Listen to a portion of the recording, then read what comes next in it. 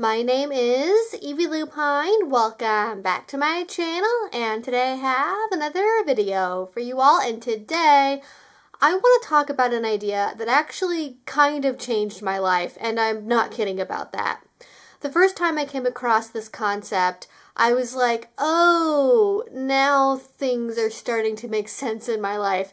And that thought was very quickly followed by another thought, which is, why the heck are people not talking about this? Because I know that I cannot be the only one who would relate to this concept so deeply. So today, we are going to chat about two major types of desire, responsive and spontaneous desire, as well as their much less talked about sibling, contextual desire, and how these work alongside sexual orientation, kink, and relationship dynamics. Because if something seems off in one of those areas and you can't quite figure out why, or you're having trouble relating to a partner, having language to explain what puts you in the mood and what turns you off can be a total game changer. So let's start with the two significant styles of desire I just mentioned, responsive and spontaneous desire. If you've read any modern books on sex and relationship advice, you've probably come across these terms before. Spontaneous desire is just what it sounds like. It's when you find yourself suddenly being overcome with an urge to do certain adult activities with your partner without there being any specific prompting event or context. Spontaneous desire is not only what we see represented in media and fantasies, it is also often treated as the only genuine or real form of desire. I mean, we've all seen this 1,000 times in movies, right? A guy and a girl get into a relationship, and suddenly, seemingly out of nowhere, the dude just takes her with deep kisses because he can't help but need her right there and then. And in a flurry, they take off their clothes and everything's removed and it cuts to black, and then we see them awake the next day in a perfectly white bed, makeup still on. And spontaneous desire is oftentimes associated with masculinity and youth, which causes it to be viewed as the better, stronger type of desire to have. You know, if you really love your partner, if you're really attracted to your partner, of course you're going to randomly want them all of the time. If you're a real virile man, of course you're going to feel the urge to take your woman whenever, wherever, multiple times a day. Yeah. Not only are these stereotypes harmful to, say, straight women who solely feel spontaneous desire, whose partners often feel emasculated by their needs as a result, but they're also harmful to men too. Not all men, yes, even perfectly healthy, fully functional men, experience spontaneous desire at all. I've known several men throughout my life, non-asexual straight dudes by the way, who just didn't ever suddenly get the urge out of nowhere, at least not since they were teenagers. They were attracted to people and wanted to have relationships and even liked to have sex. Their brains just weren't wired toward spontaneous desire. You can imagine how being this way, when combined with stereotypes about what it means to be a real man, might cause someone to feel a lot of shame and distress. And for a long time, the only type of desire we accounted for when analyzing human relationships and behavior was spontaneous desire. Anything else was seen as frigid, closed off, or inauthentic, to say nothing of how this model leaves out many queer and trans folks who often have relationships to sexuality and desire that don't fit into this mold at all. But luckily, we're learning better now. The next type of desire we put a label on was responsive desire. Rather than being something that just randomly comes and goes, this type depends on action first. The desire responds to the action, as the name implies, rather than as with the spontaneous type, where the action comes about as a response to the desire. People with responsive desire may feel few, if any, urges randomly during the day. They still like sex and are attracted to their partner, but their brain doesn't switch over to that track until something starts to happen. They need to be put in the mood with foreplay, kisses, cuddles, dirty talk, reading an erotic novel, or other cues that tell them, oh, this time is happening. I like this. Right, I remember now. There's one telling bit in one of the sexual psychology books I read, and I can't remember which one right now, but in the story, there was this long-term, I think older couple who was in sex therapy. At one point, the wife exclaimed something to the effect of, "I just need it stamped on my forehead that I like sex so I remember for next time." And if this describes you, well, you might have responsive desire. I will note, though, that people have one big misconception about responsive versus spontaneous desire. Many people believe spontaneous desire is emotionless or disconnected, whereas responsive desire is all about emotions and feeling close. Neither is necessarily the case. Emotions can play a significant role in virtually all types of arousal, regardless of your gender or sexual orientation. People may experience responsive desire with someone they aren't close to, such as a hookup, and other people may only experience spontaneous desire within the context of a committed relationship, whereas they wouldn't feel it if they were single.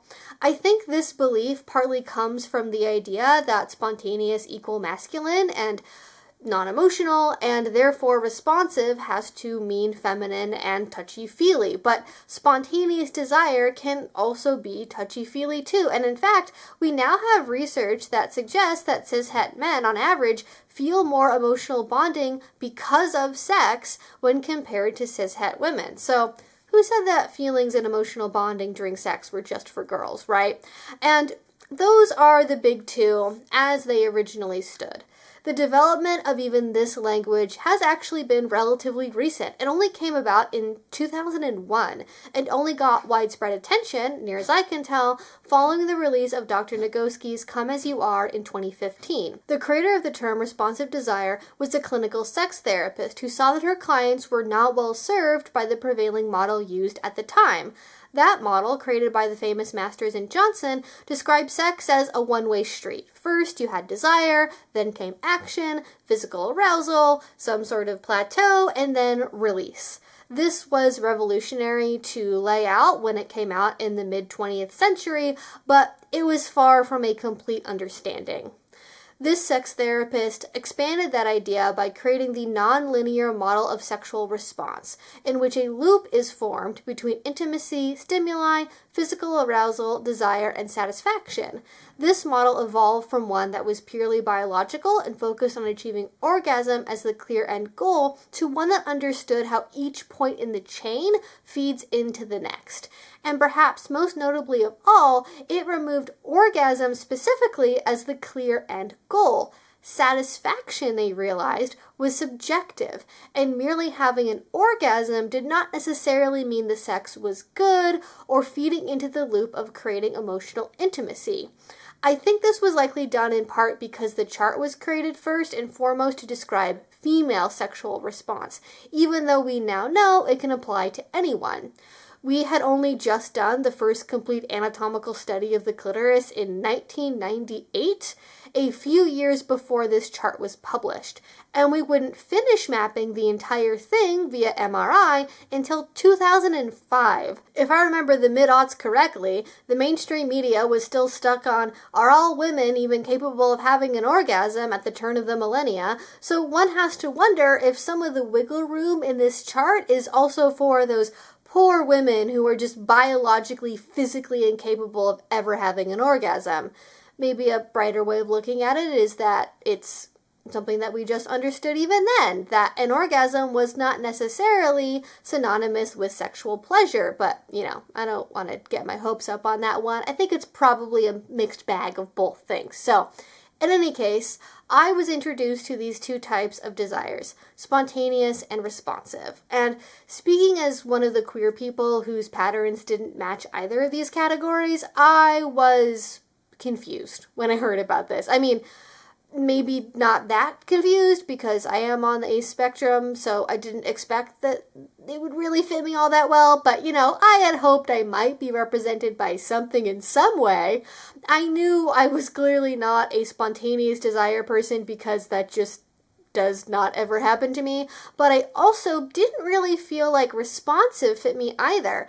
I have had several partners over the years who have all been convinced that if they just did the right thing at the right time or said the right phrase or put the right piece of media in front of my eyeballs, that will somehow suddenly make my sexuality software boot up properly. But turns out they didn't actually work that way.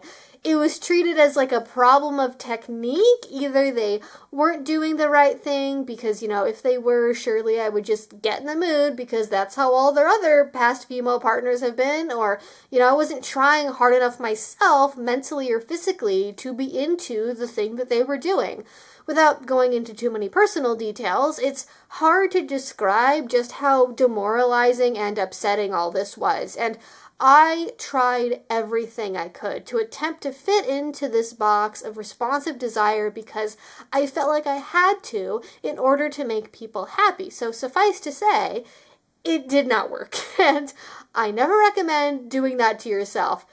Try new things, definitely, experiment and communicate, sure, but attempt to be someone or something you're not for other people, no, do not do that. But luckily, those relationships did not last for forever, and I moved on to better and more compatible connections where I didn't feel like I had to try and be someone else all the time just to please someone. Even then, there was still this nagging feeling of like, what's wrong with me? Why can't I do this thing that everyone else can seemingly do? Because I know as a gray ace person that I have experienced desire before, and I felt attraction, at least very occasionally, and in case the difference is not clear, desire is an in-the-moment urge to do a certain behavior, and attraction is a durable, involuntary pull towards certain kinds of people, usually based on their gender and or gender presentation. But I couldn't necessarily pinpoint what either was connected to, what had caused those feelings when they had happened. And then just suddenly, boom, I was scrolling through Instagram because social media sometimes does good things, and I see a post from a sex educator named Leonie. 6 signs you have contextual desire. And, oh, did that get some cogs turning? As the caption of the post read, quote, "Not feeling in the mood out of nowhere? That's totally normal. For many, desire isn't spontaneous, it's contextual. Unlike responsive desire, which builds after physical or emotional stimulation begins, contextual desire depends on the right setting, stress levels, and emotional safety." And reading this felt like being smacked in the head by a piece of plywood you didn't see because it had been 2 centimeters in front of you the entire time. Of course, I couldn't have been responsive in those other contexts because the pressure had transformed those dynamics in such a way that I no longer felt seen or safe. It wouldn't have mattered how many roses they bought me or how many toys they tried because my brain was way too busy going, and no, this is not the right time or place, and are those dishes over there in the corner, to care about any of those things. And it wasn't even just the safety, it was everything else too, like the dishes, like messy bedrooms and dungeons, the lack of genuine sensual touch that wasn't trying to go anywhere else, the lack of emotional support or romance that wasn't predicated on like, gee, I hope she does something with my genitals later because I did this. Even lights that were too bright or smells that could be distracting were off-putting enough in that context to just get me totally out of the mood for a very long period of time. And in the context of knowing about sexual excitation and inhibition, all of this makes perfect sense. I don't actually know if there's a study drawing any correlations here, but I have to imagine that spontaneous desire is linked to a low number of inhibitors and a high number of exciters. In contrast, contextual desire would probably be linked with both a high number of inhibitors and a low number of exciters, which is exactly me. And if you want to know more info about this, I will put a link to a video I did on this already down below. And I can already hear the comments from the peanut gallery going, "But Evie, everyone has contextual desire. I don't want to bang my girlfriend everywhere all of the time." And yeah, everyone has their own cocktail of exciters and inhibitors, but I would say that there is a distinction to be made between it's a factor, it's in the background somewhere, and it is the thing that primarily mediates my ability to feel desire or not. I don't have to think long to come up with examples of people who feel desire at times that other people would absolutely not be thinking about sex.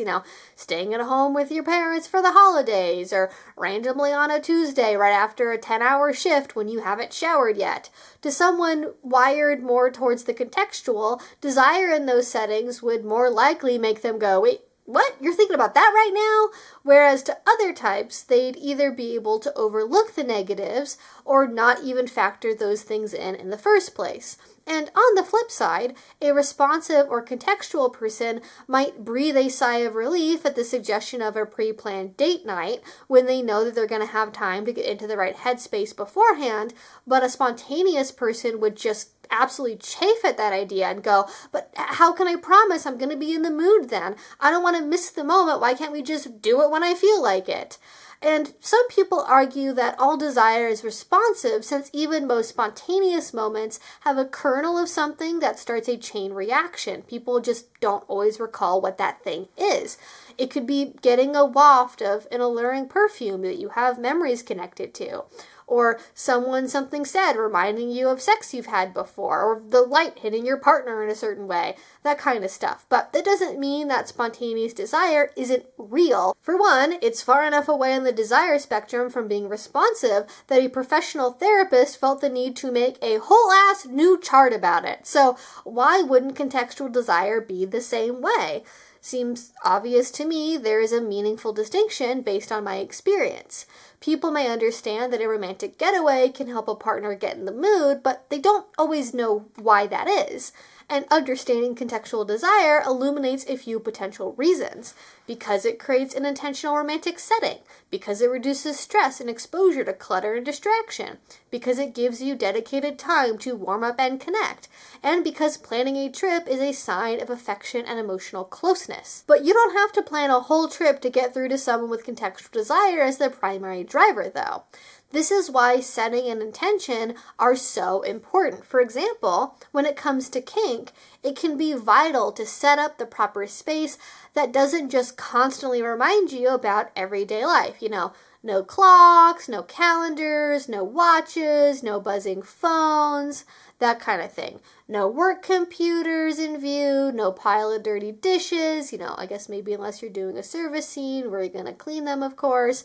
No unmade beds, no distractions. And creating a sense of intentionality with music, mood lighting, and scents can make a difference too if you aren't able to make as many changes to your immediate surroundings, like if you have roommates. While this can be good for folks without contextual desire too, it is absolutely critical for those with it.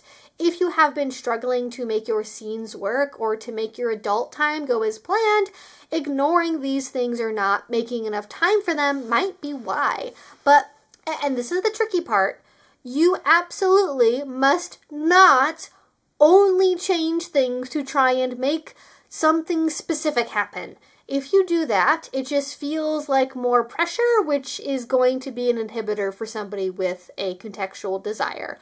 Do it because you care about your partner and you want to help them relax, not because you have a specific set end goal in mind for yourself.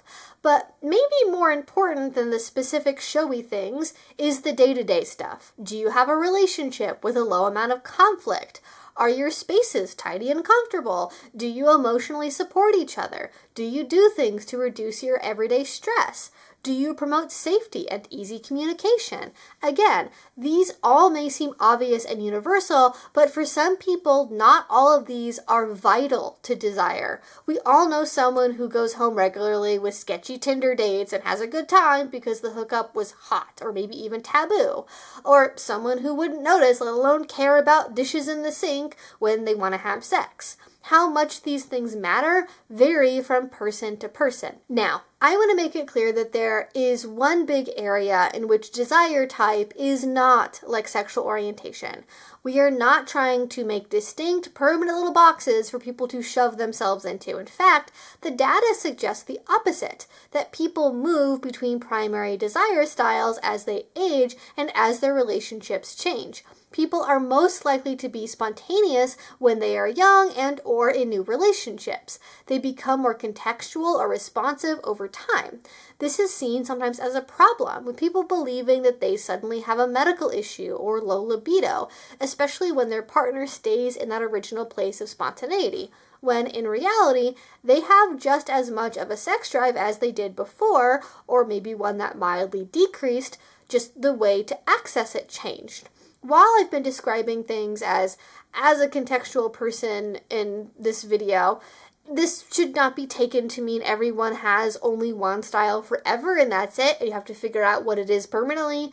Human intimacy is way more complicated than that, I am sorry to say. And it is likely that over time, you will change. And resisting this change, fighting against your desire type evolving over time, can cause a lot of long-term relationship issues.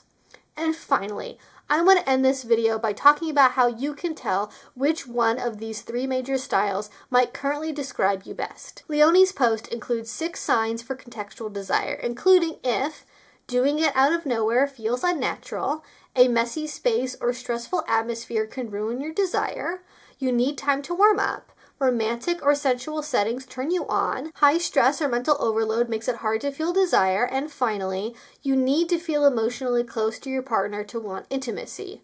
Likewise, you might have spontaneous desire if your desire frequently comes out of nowhere, you feel mental arousal before you feel physical arousal, you prefer unplanned or unstructured intimate activities, you like sudden invitations to intimacy, you find it easy to focus on sex and stay in the mood, and 6, you don't require as much foreplay leading up to sexual activity. And finally, you may have responsive desire if you need to be physically touched before you can feel mentally turned on, you appreciate having advanced notice of sexual plans, you need a slow build-up towards intimacy, you prefer it when your partner initiates with sensuality, watching the right movie or reading the right story can suddenly shift your mood, or you rarely have ever experienced random cravings for intimacy. And when I tell you that this is something that really changed my life, I mean it. It completely recontextualized some of my past relationship experiences. It gave me new ways to think about and talk about the way I interact with partners and how I structure my kink scenes. And it's really been a big help in my life, in even very small ways in my relationships. And I'm so grateful that I have this language, and that's why I wanted to share it all with you. Like, I actually had one of my partners in and around the time when I was learning about this, so they didn't know it yet. They basically told me during a conversation, they're like, oh yeah, no, I think for you it's really connected to like how you feel about your partner and how safe you feel. Something like that anyways. And I was like, only you knew how right, how right you are indeed. And I know when it comes to topics like this, like same thing with demisexuality, a lot of people are going to be dismissive and say, but this is everybody, but isn't this normal for people? And like, well, who cares if it's normal, right? Who cares if it's the majority or the minority? It's about having language to more accurately describe how we are, what we need, and to be able to understand it for ourselves, as well as talk about that with partners. And yeah, I would know your thoughts about this one in the comment down below. Where do you think you fit? Did this give you anything new to chew on? Anything else you want to know about this topic? You leave it in a question down below. If you did enjoy this and already, please do subscribe, because I make videos twice a week about all different kink, BDSM, and sexuality related topics. And finally, if you really want to support what I do, the best way to do is Patreon. Link to that will be down below. If you do already support over there, it means the absolute world to me. And until I see you all next time, I hope you have a great rest of your day and a great rest of your week. Bye-bye.